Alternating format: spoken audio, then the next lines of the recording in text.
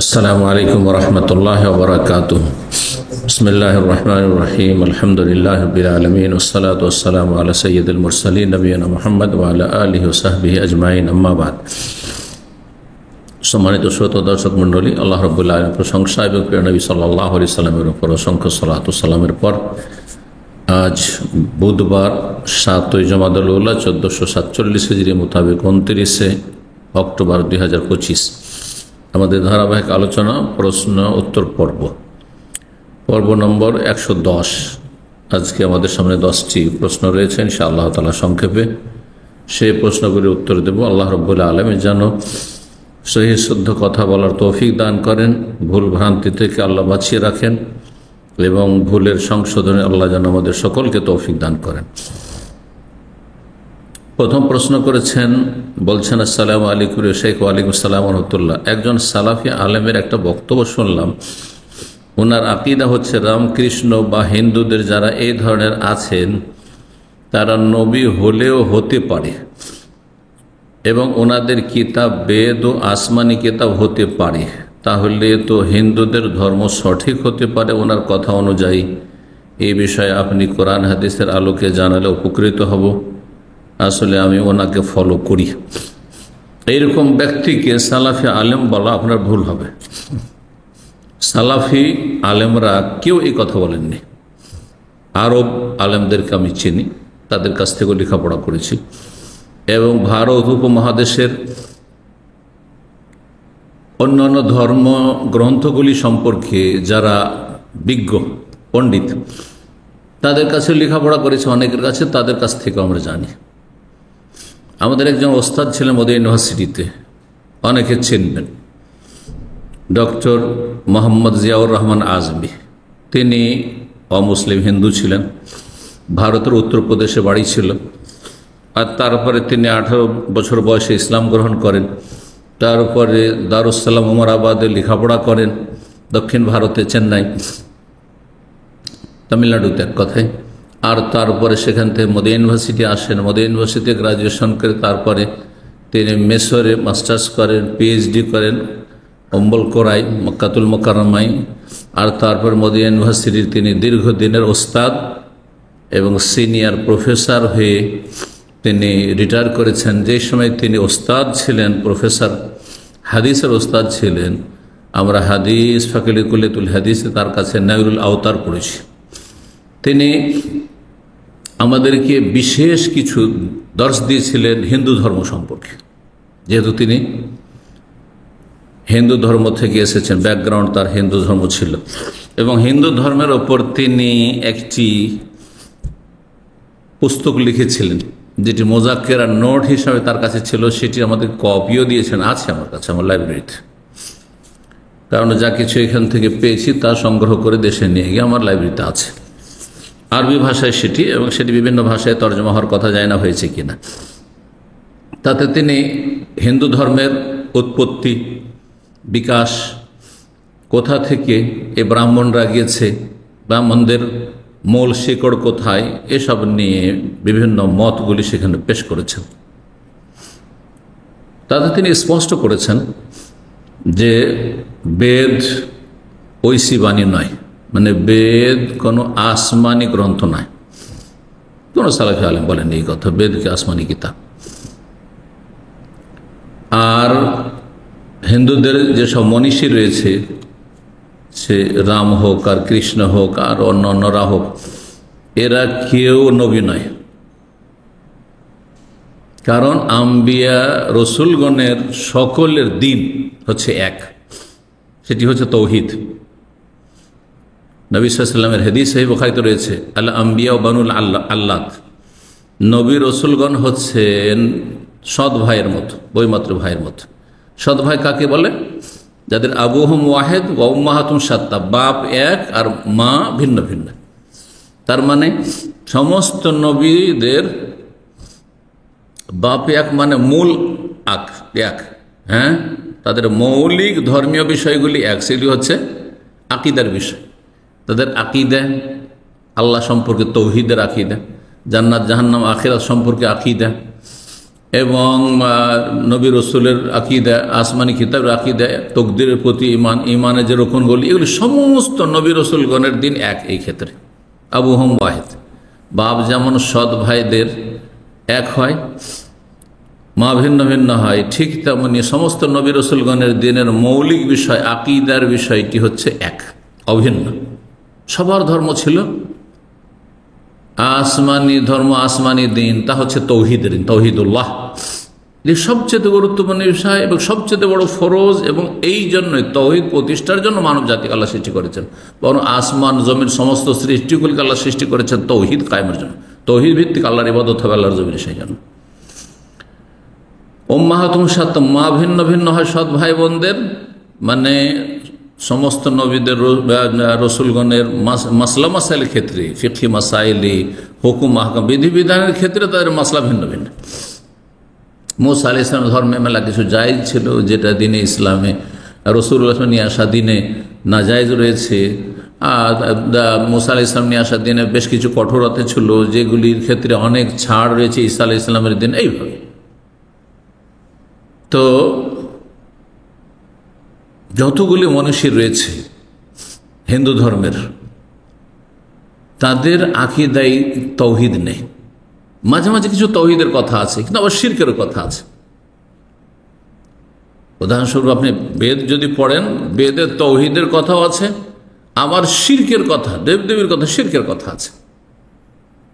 আমাদের ইলমুল ইয়াকিন, দৃঢ় প্রত্যয়, ঈমান রাখতে হবে ইয়াকিনের সাথে, যে শিরকের ধর্ম আল্লাহ কখনো নাযিল করেন।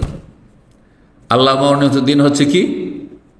ইসলাম। আর ইসলাম মানে তৌহিদ, আল ইসতিসলাম লিল্লাহি তাআলা, এক আল্লাহর সামনে সারেন্ডার করা, শিরনত করা। সুতরাং শিরকের ধর্ম যখন আল্লাহর কাছে স্বীকৃত নয়, তাহলে হিন্দুদের মনীষীরা কেউ নবী রসুল হওয়ার সম্ভাবনা নেই। ভুল কথা এগুলো। এ ধরনের কথাবার্তা বলা আসলে অনুমান ভিত্তিক কথাবার্তা বলা। আর দিনের ক্ষেত্রে, ধর্মের ক্ষেত্রে অনুমান ভিত্তিক কথা বলা নিষেধ আছে। আল্লাহ ওয়ালা তাকফু মা লাইসা লাকা বিহি ইলম, যেই ক্ষেত্রে সম্যক জ্ঞান নেই, আন্দাজ বলা দরকার কি যে নবী হইতেই পারে। কে বলতে বলেছে নবী হইতে পারে? যেসব নবীদের কথা আল্লাহ বর্ণনা করেছে, 25 জন নবীর কথা, তাদেরকে বিশ্বাস করি। তারপর অনেক নবী রয়েছে, কে সেই সম্পর্কে আমরা বলবো যে অমুকও হইতে পারে, তমুকও হইতে পারে? না না, আল্লাহ ভালো জানে। আল্লাহ আলাম বলে দিয়ে আপনি আপনার ঈমান আমল রক্ষা করবেন। জি, সুতরাং আপনি এইরকম আলেমকে ফলো করেন, এটা উচিত নয়।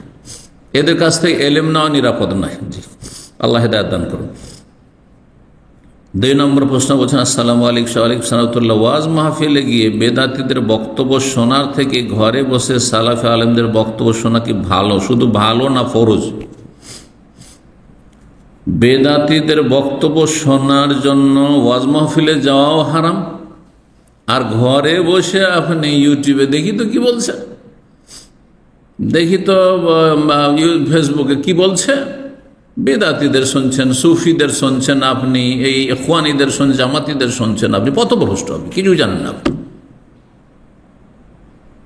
এক শ্রেণীর মূর্খরা বলে যে সবটাই শুনি, আর তো যেটা ঠিক ওইটা নিয়ে নি। তো ঠিক যদি নির্ণয় করার আপনার ক্ষমতায় থাকে, তাহলে তো আপনি ওস্তাদ সেজে আপনি দর্শ দেবেন, আপনি শিখাবেন, আমরা শিখবো আপনার কাছে।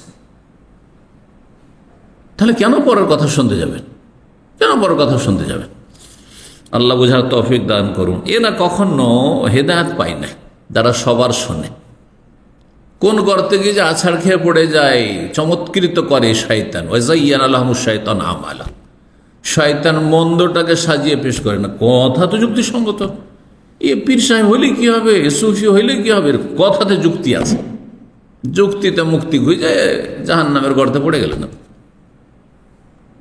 আর আপনি কোরআন সুন্নাহ যে যুক্তি পরিপন্থী নয়, সেটা আপনি বুঝতে পারলেন না। আপনি সহিহ মানহাজের কথা বুঝতে পারলেন না। আপনার এই ত্রুটিপূর্ণ বিবেক, মস্তিষ্ক সেটাকে আয়ত্ত করতে পারলো না, যার ফলে গোমরাহ হয়ে গেলেন আপনি। এই জন্য ওয়াজ মাহফিলে বেদাতীদের যাওয়াও হারাম, জায়েজ নয়, এবং অনলাইনে শুনবেন তাদের ওয়াজ, এটিও জায়েজ নয়। কার জন্য জায়েজ? একমাত্র যার মধ্যে খণ্ডন করার ক্ষমতা আছে, যে বিজ্ঞ আলেম দাওয়ার কাজ করে, আর সে বেদাতীদের বা কাফের মুশরিকদের ভ্রান্ত ধর্মের ভ্রান্ত আকীদার অসারতা সে উপলব্ধি করতে পারবে, বুঝতে পারবে এবং তাদের খণ্ডন করবে জেনে শুনে, যে তারা এই সব কথাবার্তা বলে, এইসব লিখে, এগুলির অসারতা বর্ণনা করার জন্য শোনা। বেদাতি বই পড়ার ক্ষেত্রে এই হুকুম, বেদাতিদের আলোচনা শোনার ক্ষেত্রে এই হুকুম। আম সাধারণ জনগণ অথবা প্রাথমিক পর্যায়ের তালেবুল ইলম আমাদের আহলুল হাদিসদের, তাদের কখনো জায়েজ নয় যে বেদাতি বা ভ্রান্ত মানহাজের আলেমদের ওয়াইজদের ওয়াজ শুনবে বা বক্তব্য শুনবে। আপনি ঘরে বসে বিজ্ঞ সালাফি আলেমদের বক্তব্য শুনেন, না হয় সালাফি আলেমদের কিতাব পড়েন। ইবনে সিরিন রাহিমাহুল্লাহ বলছেন, ইন্না হাযা দীনুন, সহিহ মুসলিমের ভূমিকায় রয়েছে, এটি হচ্ছে দিন, ইসলামের বিষয়, এটি তোমার জান্নাত জাহান্নামের বিষয়, এটি তোমার মুক্তির না হয় আযাবের বিষয়। ইন্না হাযা দীন, এটি দিন, তোমার জীবন বিধান। ফানজুরু আম্মান তাখুযুনা দীনাকুম, একটু চিন্তা করে নাও, ভেবে নাও, ভালো করে বুঝে সুঝে নাও যে কার কাছ থেকে দিন নিচ্ছ। ডাক্তার থেকে, ফুটপাথ থেকে কেন মেডিসিন নিচ্ছেন না? বরং আপনি ফার্মেসিতে গিয়েও নিচ্ছেন না কেন? ফার্মাসিস্টের কাছে, ও তো ভালো বুঝে ওষুধ সম্পর্কে, ওষুধের কেমিক্যাল সম্পর্কে, তারপরে তার কাছ থেকে ওষুধ নেন না। যাচ্ছেন ডাক্তারের কাছে, আপনি ফিস দিচ্ছেন, লিখিয়ে নিচ্ছেন, তারপরে ধর্ণা দিচ্ছেন, লাইন লেগে বসে থাকছেন। শরীয়তের মাসলার জন্য 5 মিনিট লাইন লাগাবেন না আপনি, ফিরি আপনি অনলাইনে চান, আপনি নিজের ঘরে বসে সমস্ত মাসলা মাসাইলের সমাধান চান, তালাকের মাসলা আর মিরাসের ধন সম্পদের ভাগ বন্টন ঘরে বসে বিনা পয়সাতে আলেমের কাছ থেকে জানতে চান। আলেমেরা ফেরেশতা, তাদের পেট নেই, তাদেরকে ফিস দেওয়ার কথা তো কখনো চিন্তা করেন না। কিন্তু আপনি ডাক্তারকে ফিস দিয়ে আর তার ধর্ণা দিয়ে 5 ঘন্টা 7 ঘন্টা সারা দিন লাইন লাগিয়ে বসে আসছেন আপনি ক্লিনিকে, হাসপাতালে গিয়ে। দুনিয়াকে কত গুরুত্ব দিয়েছেন চিন্তা করুন দিনের উপর। আল্লাহ হেদায়েত দান করুন।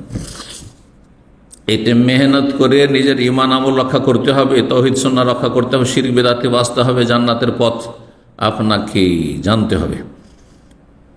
আল্লাহ সঠিক বুঝ দান করুন। 3 নম্বর প্রশ্ন বলছেন, আসসালামু আলাইকুম শেখ ওয়ালাইকুম সালাতুল্লাহ, আমার একজন রক্ত সম্পর্কে নিকট আত্মীয় বিউটি পার্লারে কাজ করে, আল্লাহ হিদায়াত করুন।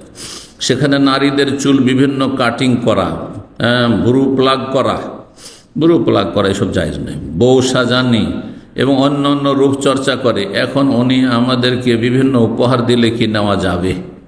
যেহেতু এই কাজটিতে হালাল হারামের সংমিশ্রণ আছে, সেলুনের মতো, সেলুনে হারাম রিজিকও আছে, দাড়ি মুন্ডন করলে হারাম, আর ওই কাফেরদের কাটিং ছাটিং করলে চুলের যে করছে আজকাল, তো সেটা হারাম। আর যদি এমনি মোচ কেটে দেয় আর চুল কেটে দেয় আর কালো রঙে না রঙিয়ে যদি খেজাব লাগিয়ে দেয়, মেহেদি বা ব্রাউন লাগিয়ে দেয়, তাহলে জায়েজ আছে। তাহলে যেমন সেলুনের রুজিতে হালাল হারামের সংমিশ্রণ রয়েছে, ঠিক তেমনি বিউটি পার্লারেও হালাল হারামের সংমিশ্রণ রয়েছে। এমনি একটু মেকআপ করে দিল, সাজিয়ে দিল, আর গুপ্ত অঙ্গ যেসব অঙ্গ দেখা যাবে না সেগুলোর দিকে তাকালো না, ইত্যাদি ইত্যাদি, সব শর্তের সাথে যদি হয়, আর হারাম কাজ করলো না, কাফেরদের অনুকরণ করলো না, কাফেরদের গোলামি করলো না বা গোলাম বানালো না, তাহলে জায়েজ আছে সীমিত আকারে। কিন্তু যারা বিউটি পার্লারে ব্যবসা করে তাদের রুজি ওই সেলুনের মতো হারাম রুজি, হালাল হারামের সংমিশ্রণ, তাদের কাছ থেকে উপহার নিতে পারেন। কিন্তু যদি দেখেন যে উপহার না নিলে তাদেরকে শাসন করা যাবে, সংশোধন করা যাবে, আপনি তাদের চাইতে সিনিয়র আর তারা জুনিয়র, আপনি ধমক দিলে তারা সোজা হবে, এই হারাম ব্যবসা ছেড়ে দেবে, তাহলে সেটা করা উচিত আপনাকে একজন চিকিৎসকের মতো। 4 নম্বর প্রশ্ন, আসসালামু আলাইকুম শেখ ওয়ালাইকুম সালাতুল্লাহ, প্রশ্ন আপনার নিকট আমি জানতে চাই, কেউ তার স্ত্রীকে 1 তালাক দেওয়ার পরে 3 তোহর অতিবাহিত হলে তার সাথে বিনা বিবাহে সংস্পর্শে যাওয়া কি বৈধ হবে? 3 তোহর, কেউ বলেছেন সালাসাত করু মানে 3 তোহর, 3টি পবিত্রতা, আর কেউ বলছে 3 মাসিক। এখন জিজ্ঞাসা, যদি 3 তোহরের সাথে 3 মাসিকও হয়ে যায়, তাহলে সকল ফোকাহাদের কাছে ইদ্যুৎ পার হয়ে গেছে। ইদ্যুৎ পার হলে তাকে সরাসরি বিনা বিবাহে ফিরিয়ে নেওয়া জায়েজ নয়, রাজাত জায়েজ নয়, আরাম, তার সাথে সম্পর্ক বিচ্ছিন্ন হয়ে গেছে। অন্য কেউ বিয়ে করতে পারে, সেও সরাসরি বিয়ে করতে পারে। বিবাহের নবায়ন করতে হবে, এই ক্ষেত্রে ফরজ। বিয়ের তাজদীদ করতে হবে, তাজদীদ নিকাহ, নতুন করে বিয়ে পড়াইতে হবে, নতুন মোহর, নতুন আগদ বিবাহ বন্ধন, সবকিছু নতুন হবে, নতুন সাক্ষী, নতুন ওলির অনুমতি ইত্যাদি হইতে হবে। যদি কেমনটি করে তাকে ইসলামী সংগঠনের দায়িত্বশীল পদে রাখার জন্য আছে ফাসেক এবং সে জেনা করেছে, তার এটা স্ত্রী নেই। যখন ইদ্যত যদি পার হয়ে গিয়ে থাকে তাহলে তার স্ত্রী নয়, সুতরাং সে জেনা করেছে, জেনাকারী ফাসেক। আর এই ফাসেক পাপিষ্টকে কোনো নেতৃত্ব দেওয়া, বিশেষ করে ইসলামের ক্ষেত্রে, এটা মোটেই জায়েজ নয়, হারাম। যারা এই কাজ করেছে জেনে শুনে করে থাকে তো তারাও গুনাহগার। আল্লাহ হিদায়াত দান করুন। 5 নম্বর প্রশ্ন বলছেন, আসসালামু আলাইকুম শেখ ওয়ালাইকুম, মায়ের দুধ ভাই এবং সৎ ভাই কি আমার মাহারাম হবে? হ্যাঁ, মাহারাম। মায়ের দুধ ভাই মানে আপনার মামা হইল, আর সৎ ভাই মায়ের আপন ভাই, সৎ ভাই, বৈপিত্রীয় ভাই, 3 রকম ভাই, আর একটা দুধ ভাই, এই 4 রকমের ভাই মাহারাম। যে কোনো ব্যক্তির নিজের আপন ভাই মাহারাম, সৎ ভাই মাহারাম মানে বৈমাত্রীয়, আর বৈপিত্রীয় 3টা হইল, আর একটা হচ্ছে দুধ ভাই, দুধ ভাই বোনের সম্পর্ক, এই 4টি মাহারাম। এছাড়া চাচাতো ভাই, মামাতো ভাই, খালাতো ভাই, ফুফাতো ভাই, তালতো ভাই, অমুক ভাই, তমুক ভাই, এগুলো কোনো ভাই না, দোলা ভাই, কোনো ভাই না, এগুলো বোঝা গেছে না? তো আপনার মাহারাম। 6 নম্বর প্রশ্ন বলছেন, আসসালামু আলাইকুম শেখ ওয়ালাইকুম, একজন বোনের বয়স 45 বছর, ডায়াবেটিস আছে, আল্লাহ শিফা দিক। অনেক দিন থেকে তার দাঁতের অনেক সমস্যা। তিনি ডায়াবেটিস হাসপাতালের একজন মহিলা ডেন্টিস্টের কাছে চিকিৎসাধীন আছেন। এখন তার একটা দাঁত তুলে ফেলতে হবে এবং এই সার্জারি করার জন্য হাসপাতালে কোনো মহিলা সার্জন নেই। দাঁতের অন্যান্য কাজ মহিলা ডাক্তার করলেও দাঁত তুলে ফেলার কাজটা পুরুষ সার্জন করেন। এমতো অবস্থায় তিনি কি করবেন? জায়েজ রয়েছে, যদি সম্ভব হয় তার পক্ষে, যে অন্য আশেপাশে আরও বা কোনো হাসপাতাল আছে যেখানে মহিলা সার্জন আছে আর সেখানে সে আর্থিক দিক থেকে পৌঁছিতে পারবে, তাহলে সেখানে সে রেফার নেবে অথবা সেখানে গিয়ে এই সার্জারিটা করাবে বা দাঁত তুলবে। আর যদি সেটা সম্ভব না হয়, এরকম জরুরি হয়, তাহলে মহিলা রোগীর চিকিৎসা পুরুষ ডাক্তার কাছে জায়েজ। এইগুলো বিস্তারিত এর আগে আলোচনা করেছি প্রশ্নোত্তর পর্বে। 1 নম্বরে রাখতে হবে মহিলার চিকিৎসার জন্য, মহিলা রোগীর চিকিৎসার জন্য মুসলিম মহিলা ডাক্তার 1 নম্বর। 2 নম্বর, যদি না পাওয়া যায় মুসলিম মহিলা ডাক্তার, তাহলে অমুসলিম মহিলা ডাক্তার। যদি সেটাও না পাওয়া যায় তাহলে মুসলিম পুরুষ ডাক্তার, মুসলিম পুরুষ ডাক্তার 3 নম্বরে। সেটাও যখন না পাওয়া যাবে তখন অমুসলিম পুরুষ ডাক্তারের কাছে নিরুপায় হয়ে চিকিৎসা নেওয়া যাবে। কিন্তু আপনি মুসলিম পুরুষ ডাক্তার থাকতে চলে গেলেন অমুসলিম, হ্যাঁ, ইহুদি নাসারা পুরুষ ডাক্তারের কাছে, হারাম। হ্যাঁ।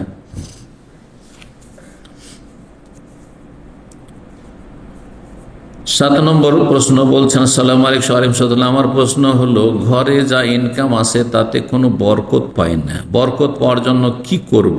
80,000 টাকা ইনকাম আসে, আল্লাহ হিদায়াত দান করুন, আল্লাহ রাব্বুল আলামিন পাপ থেকে বাঁচিয়ে রাখুন, আল্লাহ আমাদের সকলের বরকত দান করুন।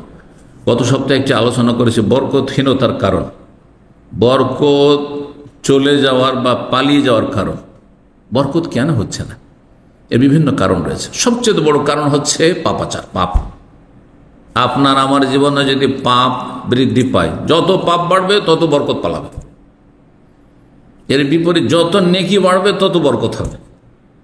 কোরআন তেলাওয়াত বরকত, যদিও নফল হয়তো তেলাওয়াত, কিন্তু সকাল বিকাল যদি প্রতিদিন বাড়িতে কোরআন তেলাওয়াত হয়, কিতাবুন আনজালনাহু ইলাইকা মুবারাক, আল্লাহ বলছেন মুবারাক, বরকত রয়েছে, বরকত আর বরকত। কোরআনের প্রতি আমল করার জন্য আল্লাহ কোরআন নাযিল করেছে। কোরআনের প্রতি যত আমল হবে, হারাম নাজায়েজ থেকে বেঁচে থাকবে, আর যত ফরজ ওয়াজিব আদায়, সুন্নাত মুস্তাহাব আদায় করবে কোরআনের আলোকে, হাদিসের আলোকে, তত বেশি বরকত হবে। এই জন্য দিনদার পরেজগার মুত্তাকিনদের জীবনে বারাকা রয়েছে। বারাকা মানে মোটা অঙ্ক নয়, বারাকা হচ্ছে অনেক সময় অদৃশ্য, দেখা যায় না, আনছি, কিন্তু মনের শান্তি রয়েছে, শারীরিক শান্তি রয়েছে, পারিবারিক শান্তি রয়েছে, ছেলে মেয়েকে নিয়ে শান্তি রয়েছে, ছেলে মেয়েগুলো নেক হচ্ছে আর তাদের প্রতিপালন সহজ হয়ে যাচ্ছে, আর বালা মুসিবতে দুনিয়া তুচ্ছ মনে হচ্ছে, কোনো তেমন কষ্ট হচ্ছে না, কারণ কয়েকদিনের দুনিয়া, তারপরে তো আরাম পেয়ে যাওয়া। এগুলি হচ্ছে আসলে বারাকা। আল্লাহর সত্যিকার যেন বরকত দান করেন। 80,000 টাকা ইনকাম তারপর হয় না, কেন হবে না? এই জন্য যে অপচয় করছেন হয়তো, এই জন্য যে বাড়িতে পাপ হচ্ছে, এই জন্য বাড়িতে গান বাজনা হচ্ছে, বাড়িতে গোপন লুকিয়ে পাপ হচ্ছে, আপনার সোশ্যাল মিডিয়ার পাপ হচ্ছে, বাড়িতে আপনি প্রাণীর ছবি ঝুলিয়ে রেখেছেন, আপনি স্বামী স্ত্রীর ছবি সাজিয়ে রেখেছেন, বাড়িতে বিভিন্ন রকমের গোনা হচ্ছে, ফজরে নামাজে উঠেন না, বরকত চলে গেল, বরকত চলে গেল। যেমনই ফজরে ঘুমিয়ে থাকলেন, বরকত চলে গেল, সূর্য উঠিয়ে দিলে বরকত চলে গেল বাড়িতে। বিভিন্ন পাপ মুক্ত হইতে হবে। এছাড়াও 7টি কারণ আমি আলোচনা করেছি গত সপ্তাহে, আবার আরেকটি আলোচনা করবো ইনশাআল্লাহ তাআলা। আরও 7-8টি কারণ বরকতহীনতার, আর বরকত লাভের উপায় অলরেডি আমার আলোচনা আছে। এই আলোচনাগুলো এর সাথে শুনবেন ইনশাআল্লাহ তাআলা। নিজে সংশোধন করতে পারলে আল্লাহ বরকত দেবেন। ওয়ালাউ আন্না আহলাল কুরআ আমানু ওয়াত্তাকাউ লাফাতাহনা আলাইহিম বারাকাতিম মিনাস সামা। যদি জনপদের লোকেরা, এলাকার লোকেরা, দেশবাসী ইমানদার মুমিন হয়ে যেত, কাফের মুশরিক আর বেদিন না থাকতো, নাস্তিক না থাকতো, মুশরিক না থাকতো, মাজার পূজারী না থাকতো, বেদাতি না থাকতো, আর ওয়াত্তাকাউ পাপ মুক্ত হয়ে যেত, পরিষ্কার হয়ে যেত, গুনাহ থেকে বেঁচে থাকতো। গুনাহ থেকে বাঁচার মন মানসিকতা মানুষের যদি সকলের হয়ে যেত, লাফাতাহনা আলাইহিম বারাকাতিম মিনাস সামাই ওয়াল আরদ, আকাশ জমিনের বরকত সমূহ আমি উন্মুক্ত খুলে দিতাম, উন্মুক্ত করে দিতাম। আল্লাহ আমল করার তৌফিক দান করেন, অপচয় অপব্যয় থেকে বেঁচে থাকার তৌফিক দান করেন, যতটা চাদর লম্বা ততটা পা লম্বা করার তৌফিক দান করেন। অনেক সময় বরকত হয় না এই জন্য যে চাদরে চাইতে পা লম্বা করে দিয়েছেন, চাদর ছোট, পায়া লম্বা করে দিলেন না, পাকে গুটিয়ে নেন আপনি। হ্যাঁ, যেমন অবস্থা তেমন ব্যবস্থা করেন আপনি, খরচ করবেন বেশি অথচ ইনকাম কম না। আপনার 80,000 টাকা ইনকাম, আর যদি পড়ান, একজন একটা প্রশ্ন একদিন বলছে যে আমার 2টো ছেলে মেয়ে, বেশি নেবেন আবার 2টো ছেলে মেয়ে, একটা ছেলের ফিস লাগে মান্থলি, এমন স্কুলে পড়ায় 40,000 টাকা করে, তো 80,000 টাকা ওখানে শেষ। খাবে কি আর অন্য খরচ করবে কি, চিকিৎসা বাবদ কি রাখবে আর কি সেভ করবে? তাহলে চিন্তা করুন তো দেখি। আমি তো আশ্চর্য যে আমরা ছেলে মেয়েদেরকে আমাদের দিন দুনিয়া সবই পড়াইলাম, কিন্তু আমরা তো এই খরচের কথা জানিও না, কল্পনা করি না। আর একটি ছেলে প্রাইমারি স্কুল থেকে 40,000 টাকা ফিস দিয়ে পড়াচ্ছে। কত মূর্খের মূর্খ এক শ্রেণীর লোকেরা রয়েছে। তাহলে কি করে বরকত হবে বলুন দেখি? এই জন্য বরকত হয় না। 8 নম্বর প্রশ্ন বলছেন, আসসালামু আলাইকুম শেখ আলিম সাহেবুল্লাহ, একটি পরিবার যাদের ফিক্সড ডিপোজিট আছে 8 লক্ষ টাকা, আল্লাহ হেদায়েত করুক। হ্যাঁ, ফিক্সড ডিপোজিট আর সেখান থেকে ইনকাম করে খাওয়া, এটি সুদ, আর সুদ ধ্বংসাত্মক গুনাহ। এই টাকার জাকাত দেই তারা, বড় ভালো কথা। জাকাতও দিচ্ছেন, সুদও খাচ্ছেন, জান্নাতে যাওয়ার কাজ করছেন, জাহান্নামে যাওয়ার কাজ করছে। হ্যাঁ, একদিন জান্নাতে থাকবো, একদিন জাহান্নামে থাকবো, আল্লাহ হিদায়াত করুক। তারা প্রতি মাসে এই ডিপোজিট থেকে যে টাকা আসে তা দিয়ে অনেক কষ্টে সংসার চলে। এই কষ্ট দূর হবে না এই হারাম খেলে, সুদখোর হইলে, আর এইভাবে সুদী প্রতিষ্ঠানের সাথে জড়িত থাকলে, আর সুদী কারবারের সাথে জড়িত থাকলে কখনো বরকত হবে না, কষ্ট দূর হবে না। যে সংসারে অসুস্থ মা এবং 3 জন বোন আছে, এই অসুস্থ মায়ের ওষুধ খরচ তাদের আত্মীয়রা দিয়ে থাকে। একজন বোন জানতে চাচ্ছেন এই পরিবারকে জাকাতের টাকা দেওয়া যাবে কিনা, যেহেতু তারা খুব কষ্টে দিনাতিপাত করছে। জাকাতের টাকা দিলে তাদেরকে বলবেন যে তোমাদেরকে হারাম থেকে মুক্ত হইতে হবে, সুদী কারবার ছাড়ো, তাহলে তোমাদের ভরণ পোষণ যা মান্থলি খরচ লাগে আমরা জাকাত দিয়ে চালিয়ে দেবো। দেখেন, যখন মানুষ হারাম ছাড়ে তখন হালাল উত্তম বিকল্প আল্লাহ রাস্তা খুলে দেন। আপনারা জাকাত দেবেন। এই পরিবারে যেহেতু কোনো ইনকাম সোর্স নেই বা ইনকাম করার কোনো লোক নেই, আর এই টাকাটা পারলে কোনো ভালো মানুষ যারা ব্যবসায় আছেন তারা ব্যবসায় খাটিয়ে তাদেরকে লভ্যাংশ দেবেন আমানতের সাথে, আবার খেয়ানত করবেন না। কারণ আজকাল পয়সা কাউকে দিয়ে আসল পয়সাই খুঁজে পাওয়া যায় না, লভ্যাংশ পাওয়া তো দূরের কথা। আল্লাহ হেদায়েত দান করুন সকলকে, আমানত রক্ষা করে আল্লাহ তৌফিক দান করুন। আবার বলছি, এই পরিবারকে নাসিহা করব যে সুদ মানুষের জীবনের সমস্ত বরকতকে ধ্বংস করে দেয়, আল্লাহর গজব নেমে আসে। আল্লাহ যুদ্ধের ঘোষণা করেছেন, আল্লাহর যুদ্ধ হচ্ছে আযাব। সুতরাং কষ্ট দূর করতে চান তো এই সুদী কারবার ছেড়ে দেন, ফিক্সড ডিপোজিট না রেখে আল্লাহর ভরসা করেন। আর আশেপাশে পাড়া প্রতিবেশী বা আত্মীয় স্বজন যারা সচ্ছল রয়েছেন তারা জাকাত দিয়ে মান্থলি যা খরচ হয় সেই খরচ তাদেরকে দেন। আল্লাহ আপনাদের সকলকে তৌফিক দান করেন। 9 নম্বর প্রশ্ন বলছেন, আসসালামু আলাইকুম উস্তাদ। ওয়ালাইকুম আসসালাম। সালাফি অনুসারী বন্ধের জন্য কারো ঘরে উপস্থিত হয়ে দিনের জ্ঞান অর্জন করার কতটুকু জরুরি? পুরুষদের ক্ষেত্রে হইলে দিন শিখার জন্য যাবে। আল্লাহ সূরা তওবাতে বলেছে, ফালাউলা নাফারা মিন কুল্লি ফিরকাতিন মিনহুম তায়েফা, একটি দল সব সময় বের হইতে থাকবে দিন শিখার জন্য। আমরা দূরে যদি না আসতাম, গ্রামে থেকে যেতাম, তো পড়ার কোনো সুযোগ ছিল না, ওই মক্তবটা কোনো রকম ছিল হয়তো, সেখানে থেকে যেতাম। বাইরে বেরোতে হবে। কিন্তু মহিলারা বাড়ি থেকে বেরোলে, সাবালিকা মহিলা বাড়ি থেকে বেরিয়ে আপনার বা মেয়েরা বিবাহিতা হোক অবিবাহিতা হোক যেমনটাই হোক না কেন, যদি বাড়ি থেকে বের হয় আর অন্যের বাড়িতে জ্ঞান অর্জন করতে যায় তাহলে কিছু শর্ত রয়েছে। সেই শর্তগুলি থাকলে জায়েজ, হ্যাঁ ওয়াজিব তো নয়, জায়েজ বা মুস্তাহাব। আর যদি সেই শর্তগুলির কোনো একটি না থাকে তাহলে জায়েজ নয়। প্রথম কথা, যেখানে যাচ্ছেন সেখানে পরিবেশটা নিরাপদ হতে হবে। অনেক সময় যে বান্ধবীর বাড়িতে, যে পরিচিত ব্যক্তির বাড়িতে যাচ্ছেন, হ্যাঁ বলা হচ্ছে সেখানে কোনো পুরুষ লোক থাকবে না, কিন্তু পুরুষ লোকের আনাগোনা সেখানে। অথবা কিছু খারাপ মহিলা আছে, মেয়েদেরকে খারাপ করে কারা? অন্য মেয়ে খারাপ করে, অন্য একটা যুবকের সাথে কানেক্ট করে দেয় এই অসৎ চরিত্রের মহিলারা। অধিকাংশ ঘটনাগুলি আমার ছাত্র জীবন থেকে দেখছি, যতগুলি নারী সংক্রান্ত ফিতনা হয়েছে, মাঝখানে কোনো একটা মেয়ে আছে যে মেয়ে একটি মেয়ের আর এক ছেলের সাথে পরিচয় করে দিয়েছে। বোন অনেক সময় ভাইয়ের সাথে তার বান্ধবীর লিঙ্ক করে দিচ্ছে। অথবা তার আত্মীয় স্বজন কেউ আছে, যুবক তার সাথে লিঙ্ক করে দিচ্ছে, ওই মেয়েটার সাথে আমার যোগাযোগ করে দেয়, ওর টেলিফোনের ব্যবস্থা করে, ওর সাথে একটা আমাকে যোগাযোগের ব্যবস্থা, হাদিয়া গিফট, বড় ধরনের একটা গিফট দিয়ে পাঠিয়ে দিল ওই মেয়েটির মাধ্যমে। আর গিফট পাওয়ার পরে তো পাগল হয়ে গেল ওই মেয়ে, ওকে পাওয়ার জন্য। যে আরে বাপরে বাপ, বিয়ের আগে যদি এত বড় গিফট দিতে পারে, মোবাইল আর আইফোন দিতে পারে, তো এরপরে কত নাকি দিতে পারে। এসব স্বপ্ন নিয়ে যায় আর স্বপ্ন ভেঙে চুরমার হয়ে যায় বিয়ের পরে, কোনো বরকত পায় না, শান্তি পায় না। অধিকাংশ প্রেম করে যারা বিয়ে করেছে তাদের দুর্দশার শেষ নেই। তো যাই হোক, দিন শিখতে গিয়ে ফিতনার আশঙ্কা যদি থাকে মোটেই যাওয়া জায়েজ নয়। রাস্তায় যাওয়া আসার ক্ষেত্রে কত দূর যাচ্ছেন এগুলো দেখার বিষয়। শহরের বাইরে গেলে মাহরাম থাকতে হবে, আর যদি শহরের ভিতরে হয় তাহলে ফিতনা মুক্ত হইতে হবে। এই নয় যে ভাবি ভাবি করছে আর আপা আপা করছে আর এদিকে ফিতনা। অনেক সময় স্বামী স্ত্রী দুজন আছে আর তার সাথে আরেকজন মহিলা আছে, কিন্তু ওর স্ত্রী থাকতে আরেকজনের দিকে মনটা যাচ্ছে। অধিকাংশ লোকের ইমান দুর্বল এরকম, স্ত্রী তো সবসময় ঘরে আছে, ওর সাথে একটু যোগাযোগের চেষ্টা করা। তো এইভাবে নর নারী ফিতনায় পড়ছে। সুতরাং এই দিন শিখার আড়ালে একটা বিরাট ফিতনার রাস্তা খোলার আশঙ্কা রয়েছে, এগুলোতে বেঁচে থাকবেন।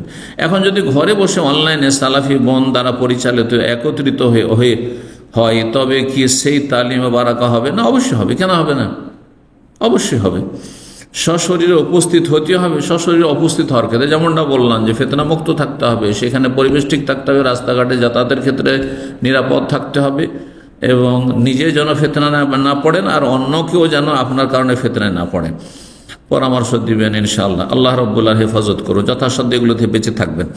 10 নম্বর সর্বশেষ প্রশ্ন বলছে, আসসালামু আলাইকুম সম্মানিত শাইখ ওয়ালাইকুম সালাম। এক বোনের প্রশ্ন, উনি ডিভোর্সি, আল্লাহ ভালো ব্যবস্থা করুন, উত্তম বিকল্প দান করুন।